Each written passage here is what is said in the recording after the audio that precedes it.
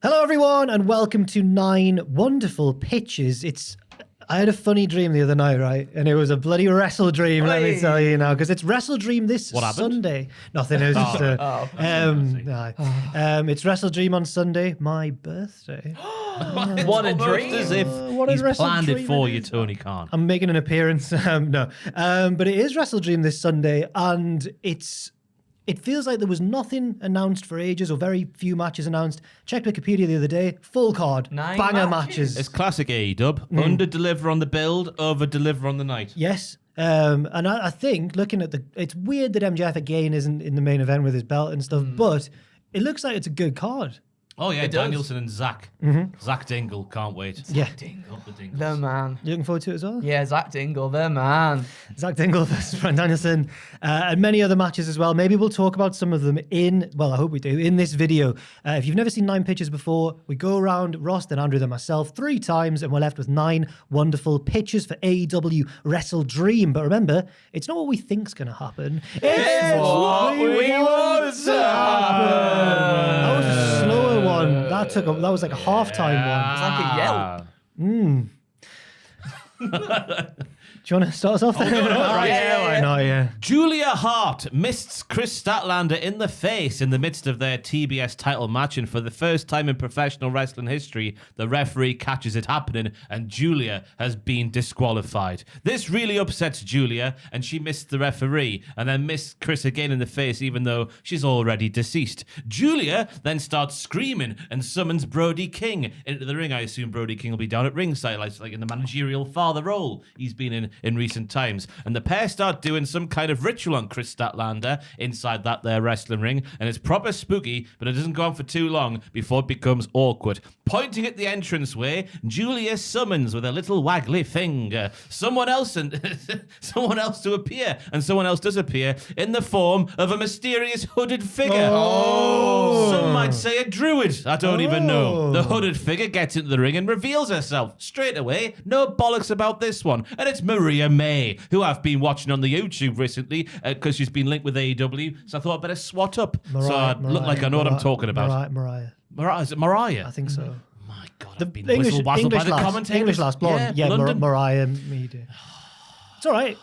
You live and learn, don't you? You live and learn. She's now formed a tag team with Julia as a pair of spooky ladies who will wreak havoc on the AEW women's division from here on out. It might sound people who know Mariah May, but I think it would work on 2 levels. First of all, if you do know her, you wouldn't see her coming for this sort of role. If you don't know her, she's an impressive professional wrestler who you don't know anyway, so it'd work in that role anyway. Plus, I think down the line, you could get Julia versus Mariah, who could go back to what she might just be in Stardom at the present time, by whistle-wazzling Julia, who continues to be a goth. The more that you say it, I'm now worried that I've got it wrong. So it's one of the 2. I don't know, I just listened to a few videos, and the couples, I will say a couple did go Maria, a couple did go Mariah. Maybe I'm wrong. It does look like Mariah when it's There's written an H down. on the end. Yeah. I'll just say May then instead. Mrs. May. Eminem.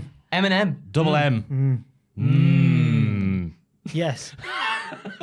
Is that a bit? Yeah, it's good. It's a short and sweet one to start. That's all right. It could be retiring time for me on the Pitches videos. I said this before. No. I feel like I'm saying the same things every month, but with different people never involved. That was different? Yeah, that was never different. mentioned I can't remember any Whoa. druids. Well, it's a yes from me. At first, I was skeptical because of the DQ finish to what I think is the only women's match on the card currently. Is it actually?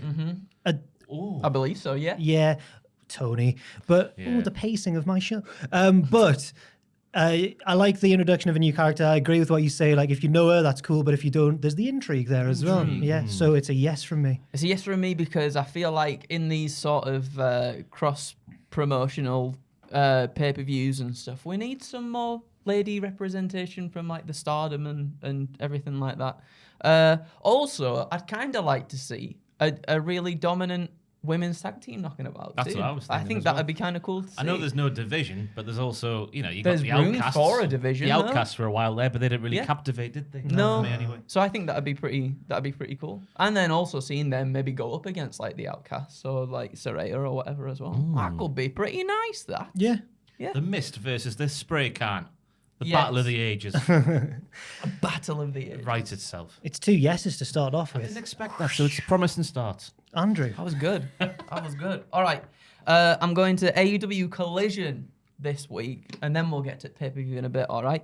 Bryan Danielson takes to the mic to talk about his upcoming match with New Japan Pro Wrestling World Television Champion Zack Sabre Jr. Now, after last Sunday's New Japan Destruction in Kobe event, Zack Sabre Jr. in the backstage presser said of his upcoming match with Danielson, "If you don't kick my effing head in, I'll end your effing career, I tell thee." Bloody hellfire.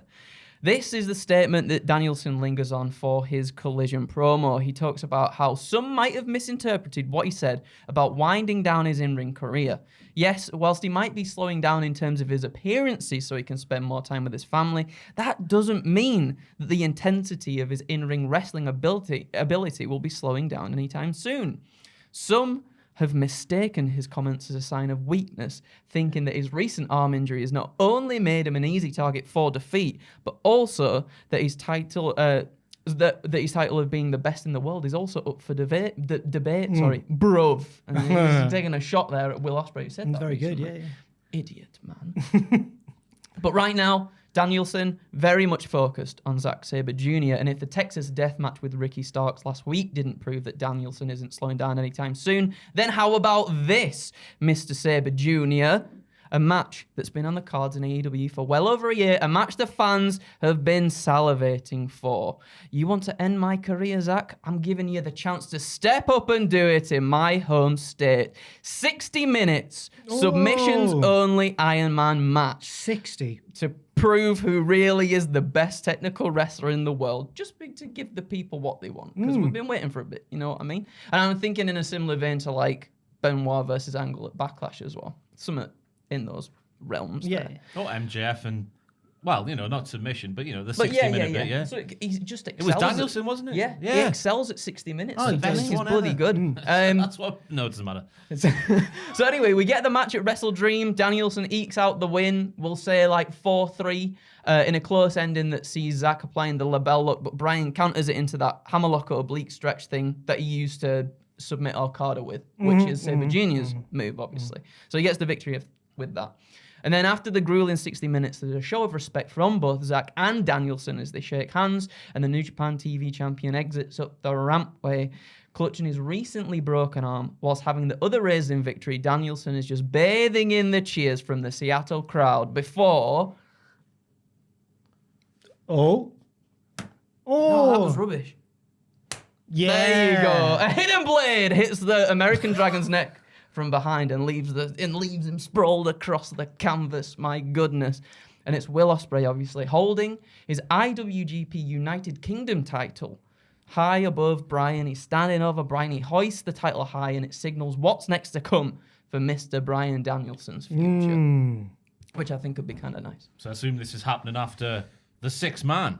Yes. The Callis family, Oh, aye. yeah, it's 60 minutes. I reckon we close it out. It's the thing that everybody's been waiting for, isn't it? So close it out with that. That would be delightful. I fear for Bryan Danielson's safety in this pitch. With that arm. That's what we it's a need to weakness. think about. A That's submission specialist. absolutely. They snap like a twig. It will be, yeah. Oh my God, it's a yes from me, though. Like, It's a yes from me as well. I like how you've taken the current intensity of Bryan Danielson's run against like Ricky Starks and stuff, and then this match with Zack Sabre Jr., and then with the introduction of Ospreay, you've elevated it. It lives, it breathes.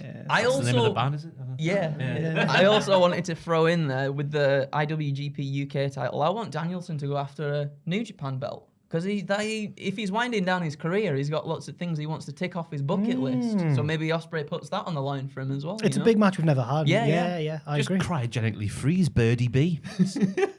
Prolong the retirement for a couple more Stasis years. forever. She's got to be, what is it, can't be 6 or 7, something? yeah. Just 5 or 6 That's for a the couple heel more years. move. Yeah. Do you remember when he was like, I'm leaving wrestling to spend time with my family, and then he came back like the next week? If it was the heel move. If it was Christian Cage, he would do that. Yeah. It's been 4 yeses so far. My first pitch is maybe the one I'm least confident about, so I'm a bit worried about this one. But the glaring thing to me that is weird about this card is that it was initially billed, as we know, as an Antonio Inoki tribute show, which had me thinking it would be a bit like Forbidden Door, but there's actually not that much of a New Japan presence on the card. Like Hangman and Swerve, is that the sort of match we thought we'd see here? Maybe not. I'm not against it being on the card, but it's just the card hasn't been what I thought it would be. At the minute, Zack Sabre Jr. is a New Japan guy, and there's people who were recently with the company like Aussie Open and Ibushi. But in my mind, the closest person to Inoki in the current wrestling landscape, and it was highlighted since I wrote this on Collision, is Shibata. Eddie Kingston talked about that in his video package, I think, on Collision. Because of Shibata's injuries and the fact New Japan don't seem to feel comfortable booking him anymore in proper matches, when Inoki passed away, they sort of channeled their tributes to Inoki through Okada.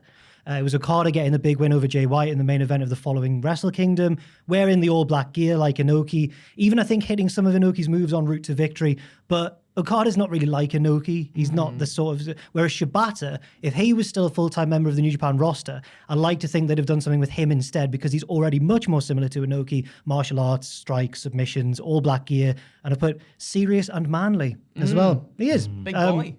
Yeah. Tall boy. Yeah, Big tall yeah, boy. tall boy, yeah. Unfortunately, when I was thinking all this, I realised that there's only one result I should pitch that should definitely happen at WrestleDream, and also I think it's one of the least likely, Shibata beating No. Eddie Kingston. Timmy, it's not too bad if he does. No. Well, I've got more. I can justify it. It's only the Ring of Honor World title. I've said I don't and think the New Japan Strong. I don't think that's going to happen because it's Eddie's first big defense of the title. I don't know if it's going to make him look great if he loses so fast. But if Tony really wants to put his money where his mouth is and make this a real tribute to Inoki, Shibata should be the one who wins. I have two defenses for this. One, because I admit it does sound like an awful booking decision so soon after Eddie's big win. But one, if Eddie wins, then it's a victory for more of an All Japan style over the New Japan Strong style. Eddie is a self-confessed 90s All Japan fanboy. And yes, his favourite might be the most Inoki-esque of the four pillars in Kawada, but Shibata is still more far representative of strong style than Eddie Kingston. Secondly, if Eddie loses, he'll immediately, I think, be able to be booked in some kind of self-doubting, self-loathing sort of breakdown, which I think he'd really excel in that role, making for some great promos, great matches as he builds himself back up. And also, I think it would free him up to go after the AEW title, which I still don't think TK realizes how good a Kingston title reign would be. And the fact that he's made him Ring of Honor champion makes me worry that he's kind of thrown him a bone. And he's gone, well, you've got the Ring of Honor belt now. Get off to the side. If he lost it straight away, it would give him the storyline motivation to build himself back up and pursue an even bigger goal. No disrespect to the amazing legacy of the Ring of Honor belt, but the AEW title is just bigger in 2023, isn't it? It's bigger right now. So that's my first pitch. It would be a bitter pill to swallow at the time, but the big picture, it's a yes. Thank you. Eddie Kingston away from Ring of Honor. I think AEW and Ring of Honor going their separate ways again is much needed. There's too much Ring of Honor in my... Yeah. It's happened again. Like, everything's sort of just all fallen into the AEW camp, hasn't it? And it got so much better the first time they went their separate ways. I think they should do it again. Yeah. Yes, I think, as Ross was saying there, in the bigger picture, in the longer term, I think I'd like that a lot. To see that happen at least anyway, and I think you're right. I think an Eddie Kingston title reign would be tremendous as well. Well, maybe it doesn't even need to be that long a title reign, but the pursuit of the title.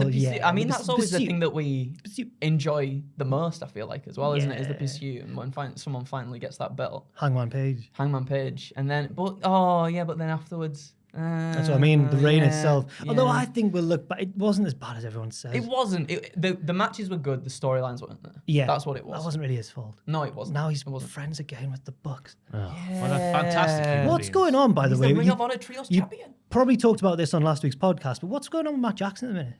What look at my muscles. Look how cool I look. I don't know. We sacrificed CM Punk for wanky, self-serving Young Bucks promos. Thank you. Yeah. So. Now we're all CM Punk. Yeah. I'm not happy about that. What have we done? I'm glad we've all come round to... Hit the red button, Brandon! I'm sure Brandon, it's the red one! I'm sure that everyone watching unanimously agrees that is right and that, yeah. Yeah. It's a shame, but there we go. In the early parts of the show, we see a promo segment that involves both members of Better Than You, Bebe. MJF snatches the mic from the remarkable Renee Paquette and says, Adam Cole, we need to talk. This isn't working, man. I'm the AEW World Champion, but due to the popularity of our bro Chacho-ness, all of the focus has been on these things. And I'm being used for the Ring of Honor tag team titles. And I'm being used for exposure for a crappy little indie promotion I don't give a toss about. I've got Ring of Honor jabronis like the Kingdom say my name. This is crap. I remember a time when AEW fans said the running of AEW Wars, all this Ring of Honor stuff was a low point in our company's fledgling histories, and things got immeasurably better when the two promotions became their own things again. I don't know what we're doing here. I believe it would be the best interest for all concerned if the same thing happened again in 2023. I've had enough, man. All these teams we're facing, they're just not good enough to lace our boots. And I'm bored of rocking up to a pay-per-view and wrestling the righteous, for Christ's sake. I want to relinquish these titles and move on, man. Adam Cole obviously is on the brink of tears at this point, but Max then says, I've been speaking with that dirty Mark Tony Khan, and if we win this matchup against the righteous, because Daddy still wants his pay-per-view payday, which makes things make sense, we get to vacate these titles, and they'll go to a team who wins a tournament and actually cares about them. Cue crowd boos. And he's like, wait, I'm no schmuck. That's something MJF might say. We also get to be acting general managers of Collision, because Tony Khan has been speaking about this new era of professional wrestling that's coming in with this WrestleDream. Go back and watch the promo package for WrestleDream. It's the last thing he says. New era, dawn, all things like that. And I'm here to announce streaming deal in place of pay-per-views and a proper brand extension between Dynamite and Collision, but one where champions can appear on both shows. Well, hey, think about it, Adam. We'd be booking our own stuff. Yas! Yes, Queen. So, of course, on the show, they win. And the AEW World Champion is now acting general manager of Collision alongside his best friend, Adam Cole. What could possibly go wrong? It's the splitting away we just spoke about before I did this one. The Ring of Honor going one way, the AEW going the other way, but also not losing the Bro Chachos, which is still not getting old at this point. So the brand splits Dynamite and Collision. Yes. Right, okay. So you have exclusive rosters, but floating champions. Cole and MJF, the face of Collision. Well, MJF on both because he's the champion currently, but you know what I mean. It'll work itself out. That could be very cool. I know people don't like the thought of an AEW brand extension, but I'm watching Collision since, CM Punk left, and it's lost what it was. Yes, it has. It's a massive shame. It's become what Rampage was becoming. Best in the world. I thought it was the right call to let him go. I think it probably still is the right call to let him go. They've just clearly made Dynamite the A show and Collision where the jobbers faced the established names more times than maybe should in the space of one card. Yeah. Real glass. Hit the red button, Brandon. Woo, we're cool. Go cry me a river. It's a yes from me as well. Yeah, it's a good idea. Collision was, at the time, in my mind, was the superior show. It was, yeah. And I like the idea of it being a bit more. It would be a bit more different, wouldn't it, with MJF? It would be like it would give an excuse to do some slightly more unconventional booking, and then Dynamite you can have just be the traditional wrestling show. I like it. It's a yes from me. It's a bit of more 2024 brought into it as well. Tony Khan trying to keep MJF there when he's just lost Jade. The general manager when he's the world champion. I think it'd be cool as well, because then if you've got you said Adam Cole would also be a general manager. It's like Bischoff and Austin of the modern day. I think that's a dynamic that would work really well in that role as well, because then you can get Adam Cole trying to eke out another sort of title thing from MJF and stuff like that. So Cole I think thinks that could be really good. Cole thinks he's playing GM mode. Yeah. Oh yeah, he could be sat there with a controller. In Austin his Creed with a shoot appearance out of nowhere. Imagine they're fighting. Xavier Woods and Kenny Omega, aren't they in like a Tekken tournament thing or something? Yeah, I don't. Have a wrestling. You like Tekken? I do quite like Tekken. Like real men. Out of all the beat them up games, as I believe the genre's called, beat them up. But yeah. Then my favorite one probably is Tekken. Yeah, Horang's my boy. Harang is a good. Taekwondo kicks. You can't dodge him. Yoshimitsu's good. Troll character. Wow. Hate him. Wow. He's got a sword. That's not allowed. He does. There's a one that's a big bear. Oh, a big fat bear. A big bear. It's cool. Yeah. Oh, shout out to John Cena, by the way, who watches the channel. I saw you. We nominated Fat Bears for the Cultaholic Wrestling Podcast Hall of Fame last Friday, and this Tuesday, John Cena posted a picture of a fat bear on Instagram. It can only mean. He loves fat bears. He does. John Cena loves fat bears. Hey, I'll tell you what. It's all yeses so far. It is all yeses so far. Pressure. It might be the first. No, I'm just saying. Again, this is as you were saying, Jack, about your first one. This is probably my weakest one. All right. Okay. Well, We'll find out, won't we? So I'm going to the 2 out of 3 falls match for the TNT title between the absolutely valiant and noble champion Christian Cage against the horrible, horrible man Darby Allin. Just disgusting. Before the match, Christian and Luchasaurus, with Luchasaurus in tow, is being interviewed backstage by Alexi Nair about, when they're suddenly interrupted by staff and medical personnel rushing straight past them. The TVs behind the champion cut to a feed showing Darby Allin tending to a bloodied Sting, who's clearly been viciously assaulted. Oh dear. Says Christian, I see you found my handiwork. I don't know why he sounds like that. That's what he was saying. You have found my handiwork, yes? Twiddling his turtleneck. Twiddling his turtleneck. You see, if Tony Khan wants to give Darby Allin the unfair home field advantage, then I had to level the playing field a little bit myself in this cesspit they call Seattle. Disgusting. But since I was too busy trying not to catch a disease on these tainted lands, I had to call in a favour. Tainted lands? He's talking like Keith Lee. Salutations. Like an old villain. Yeah. Oh, right. On these tainted shores. The land of grunge and rain. I had to call in a favour, says Christian. Now, Christian looks towards Luchasaurus, though, and then looks back and he goes, but from someone who actually knows a thing or two about being a successful, fighting, honourable champion. As Christian leaves the ring, Luchasaurus hangs back for a moment and looks as confused as one fully grown dinosaur possibly could in that scenario. Now, the match gets underway, and Cage is he's just reveling in the fact that this is once again essentially a 2-on-1 handicap match at this point. The champ even gets the first fall of the bout. We see after getting rocked by Darby, Cage rolls out of the ring to catch a breather next to Luchasaurus, but he's Christian Cage, so he rightfully predicts that Allin usually follows something like this up with a coffin drop to the outside. However, Cage pulls Luchasaurus into the firing line instead to avoid the damage himself. And then he takes advantage of that, quickly tosses Darby Allin into the ring and hits a swift unprettier to score that there advantage. But the second fall goes in the favour of Darby Allin, however, as during the match's progression, Cage starts to notice that Luchasaurus isn't really getting involved to sway the decision too much in his favour. After a particularly close pinfall attempt from Darby, Christian is rattled. He starts shouting at Luchasaurus on the outside, why didn't he help break up the count? Keep the ref busy or something like that. But the verbal altercation, however, is enough of a distraction for Darby to roll up Cage with the last upper pin to score the tie-breaker. So that is 1 apiece for each competitor. Now, after multiple failed attempts to try and finally put Darby away for good, Christian's frustration boils over as he calls for Luchasaurus to fetch the TNT title belt. And now, in a callback to last week's match on Collision, I sound drunk. Luchasaurus steps onto the apron, but doesn't seem to want to let the title out of his grasp.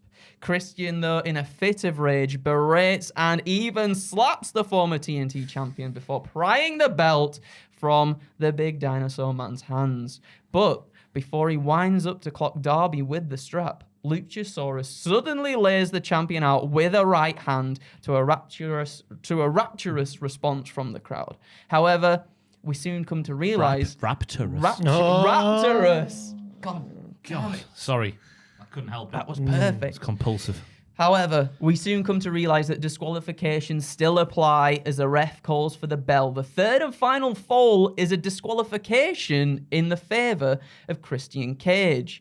Now, Cage, whilst initially shocked and taken aback with what just happened, soon has the realization sink in that he's just retained the title thanks to Luchasaurus. So his confusion gives way to a wry smirk as he taps the side of his head with his finger. And he gestures towards his brainwashed compadre as if to say, hey, that's a smart move, friend. You're learning, I tell thee. Oh, my brainwashed compadre on the shores. His language is... It's broadening. Yeah. In this pay-per-view, right?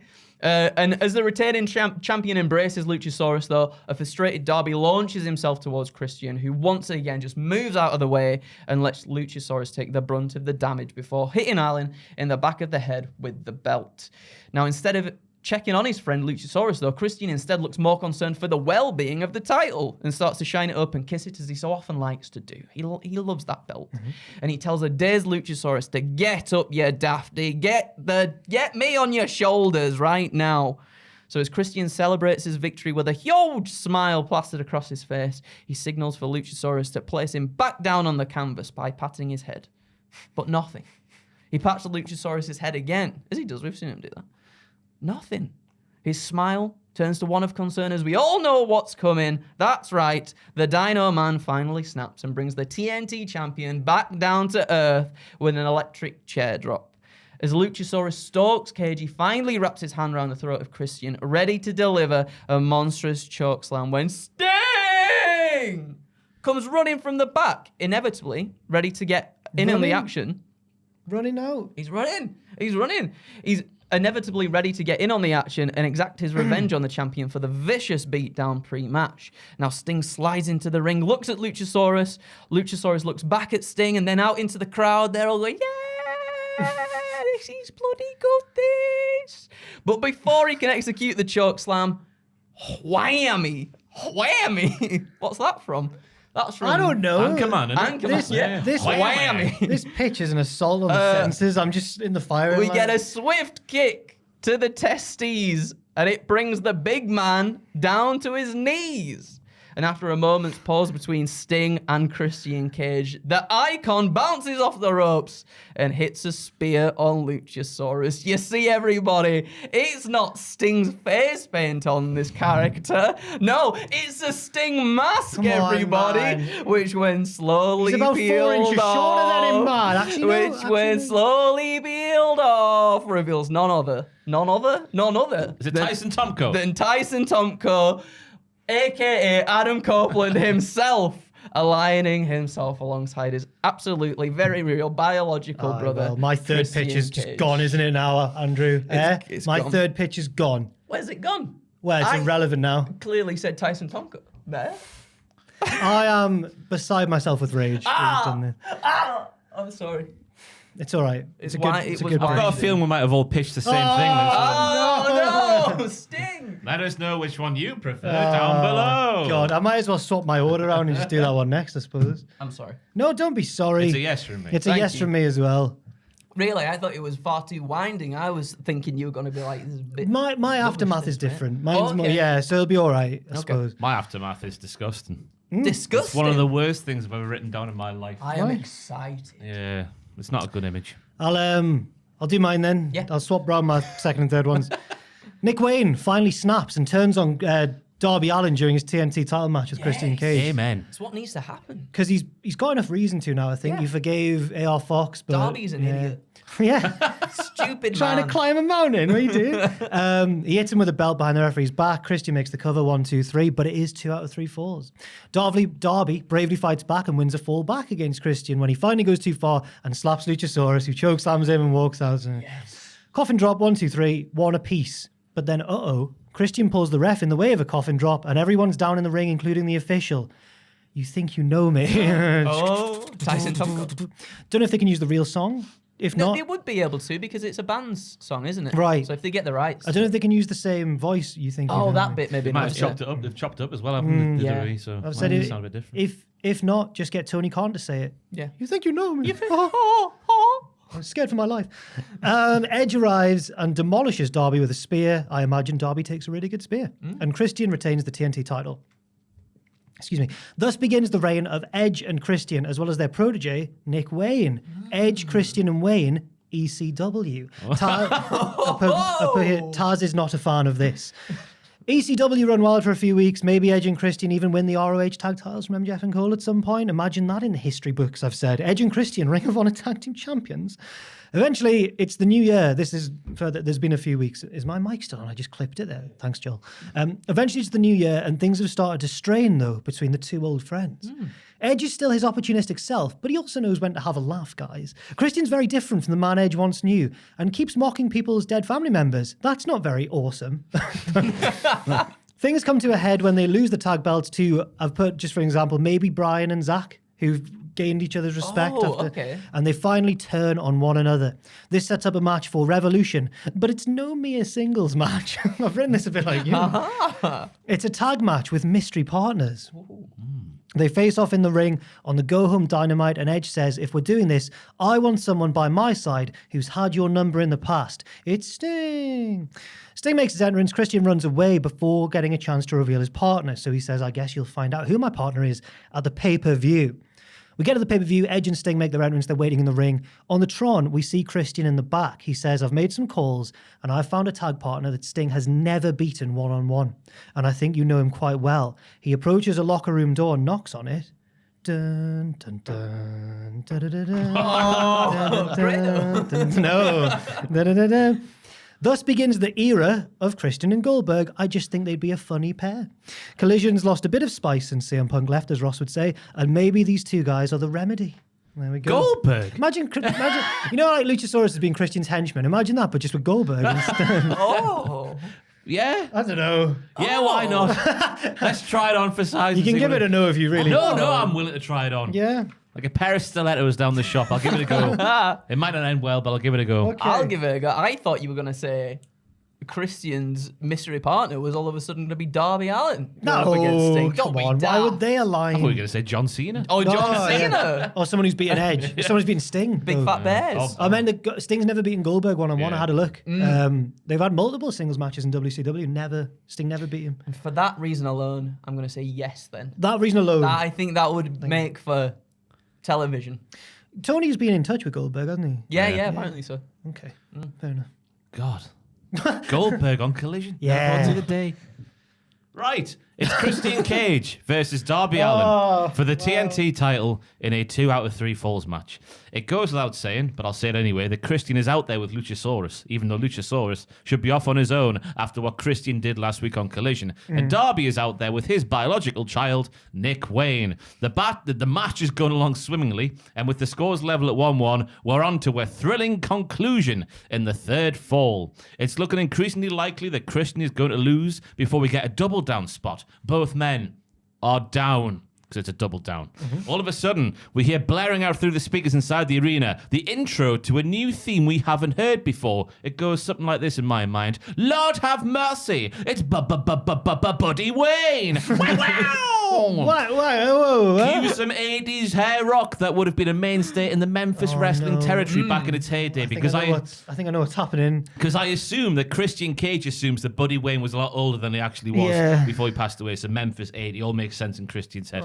At the top of the ramp appears what appears to be a rather portly fella on a motorbike, but crucially, his identity is hidden because of a motorcycle helmet. Safety first, everybody. Oh my God. Safety Who first. could it be? Obviously, Nick Wayne is perplexed as he makes his way down to the bottom of the ramp, but directly in the middle of the, like in line with the middle of the apron, so he's like straight in front of what the motorcycle will do. God. He can't believe his dad is there because last time he checked, his father was dead. The motorcyclist goes vroom vroom and then speeds down the ramp, knocking down Nick Wayne to the floor in what can only be described as a vehicular assault. With Wayne paralyzed on the floor, Darby is almost in tears as he tends to his completely biological son. At this time, Christian drags the referee into the corner like in a kind of distraction tactic, like professional wrestling heels have done for absolutely ages. They put their hands on the chest and drag them towards the corner. It's happened before. Then, Adam Copeland appears from under the other side of the ring and nails a shoot spear on Darby just as he's getting back into the ring from Tennant and Nick Wayne on the apron at the bottom of the ramp. Who's the third man? It's at this point that Christian lets the referee go. He flops on top of Darby and he retains the title with Adam Copeland hiding around that side of the ring once more. Adam Copeland gets back in the ring and is clearly aligned with the TNT champion Christian. The motorcyclist gets in the ring and reveals herself to have been Nick Wayne's mom in a fat suit. What? Nick Wayne's mom in a fat suit. Nick Wayne's mother then links on with Christian, and the trio of Nick Wayne's mother, Adam Copeland, and Christian Cage leave the ring. And then, I'd have a shower after writing this bit. And then, with Christian and Nick Wayne's mother stood over the stricken body of Nick Wayne, Christian Cage and Nick Wayne's mother neck on, like they're Lita and Edge from 2006. What are you doing? This is sick. This is so sick. Good. Softcore pornography there to... What? What a swerve. Oh. It's a yes from me, Ross. Ross was saying that he's like, just don't come up with any more original ideas.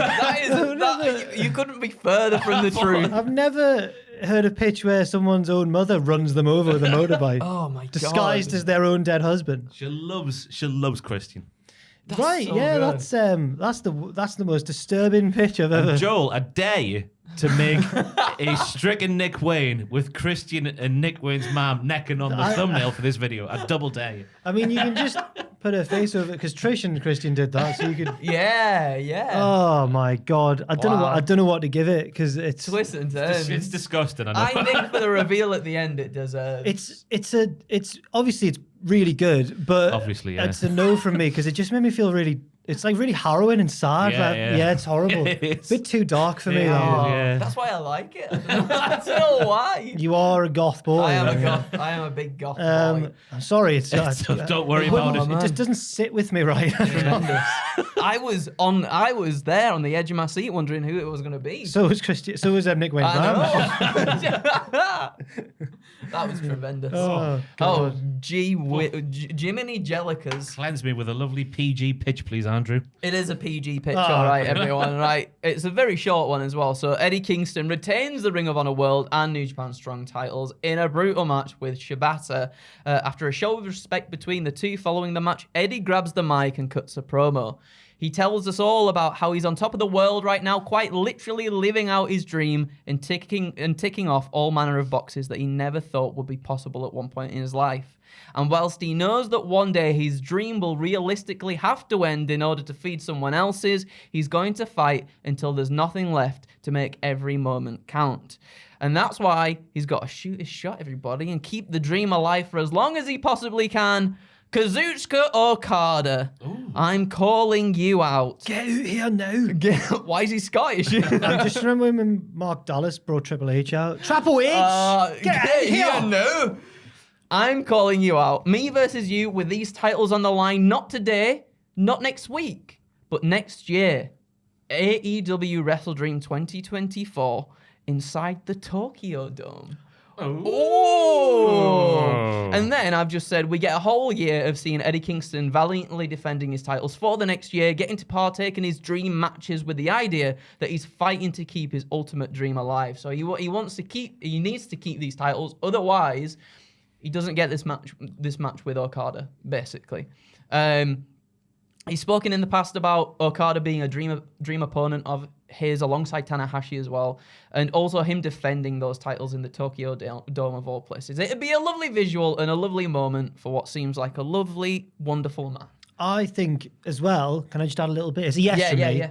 I think a great final opponent, like say the week before, when he's got to defend it one more time to get this Okada match. You want an opponent who like no one wants to see face Okada. Yeah. So I think Jungle Boy would be a perfect, or Jack Perry. Oh, yes, please. Yeah. Absolutely. You want to see? You're right. You want to see him face Crimea River?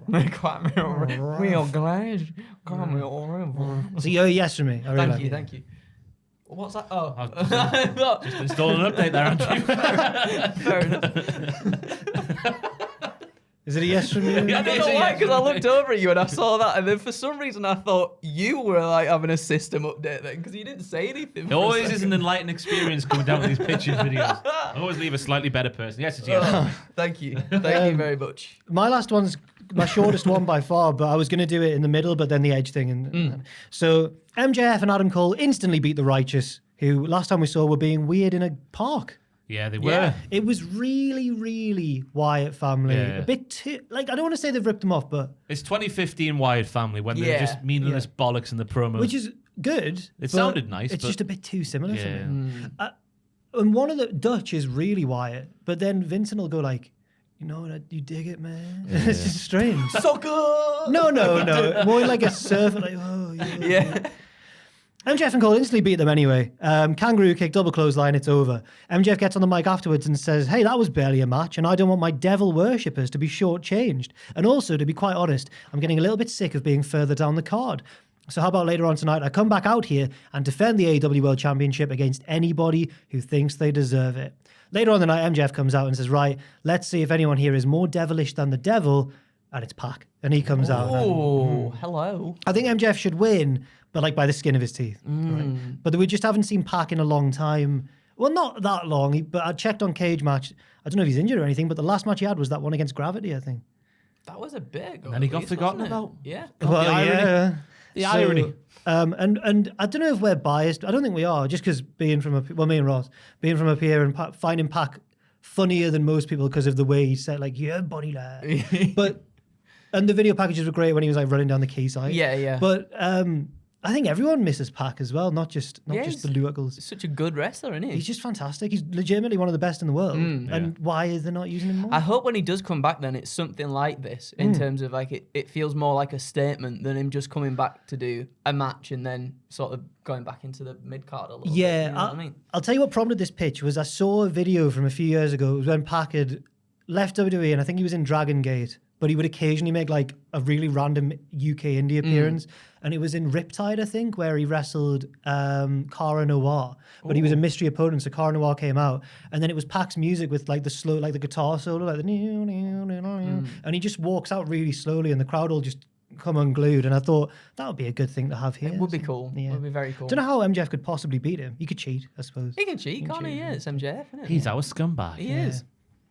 It's a yes from me too. That's delightful. Right then. Well, I mean, that was Delightful. meant to be my middle one, like a little breather before the big edge pitch, but That was a nice way to end like it. an after eight mint. Yeah. Big hairy Geordie after eight. So there you have it. That's our 9 pitches for WrestleDream. I nearly said Wrestle Kingdom. I'm now worried I said that in the intro. No, because you I said the said dream dream. thing. Yeah. We've also got what happened going out in the immediate aftermath of the show as well, in case you're not watching it but want to still know what happened at WrestleDream and all the stuff. Are you guys looking forward to the show? Oh, yeah. I think it'll be buzzing, yeah. They always pull it out the bag, even though sometimes the build's not the best. The shows are dead good. One of these days, I always think, because AEW pay-per-view has gone so long that it's like 5, 6 in the morning here by the time it ends. One of these days, I want to be able to power through late enough to go to Wetherspoons and have a Wetherspoons breakfast afterwards. But I've always talked about it, but then it gets to like 6 a.m. and I'm like, no, I'm just going to go to bed. But I don't know. I'll have to see. You could hold it out. You can hold it out for a bit longer. Annoying Joel while he's trying to. Is it you on it yeah. this time? Yeah. I'll see you on Sunday. You and Luke. See you on Sunday. I don't think we will. It sounds like a good idea in theory. Anyway, thanks very much for watching, and leave your pitches in the comment section down below. And remember, life's a pitch, And then you die. Oh, no. See you. I know you did a Craig Charles there. Bye bye.